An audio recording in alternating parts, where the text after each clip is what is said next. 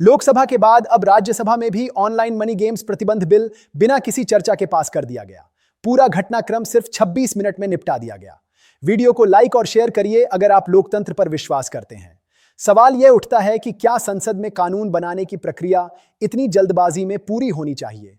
राज्यसभा में नजारे बेहद नाटकीय रहे। विपक्ष लगातार तानाशाही नहीं चलेगी के नारे लगा रहा था, लेकिन उपसभापति हरिवंश ने विपक्ष को बोलने तक नहीं दिया। सीपीआई एम सांसद जॉन ब्रिट्टास जब बोलने उठे तो उन्हें रोक दिया गया। उन्होंने कहा, यह सरकार लोकतंत्र की हत्या कर रही है।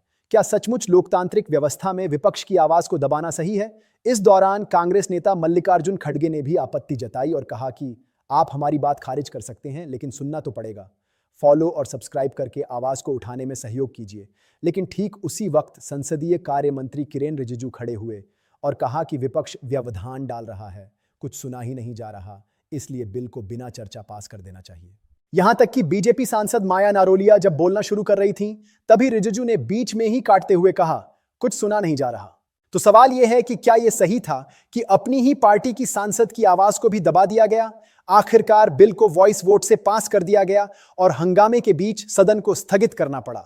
अब बड़ा सवाल यह है कि क्या इस तरह बिना चर्चा, बिना बहस किसी बड़े कानून को पास करना जनता और लोकतंत्र दोनों के साथ न्याय है?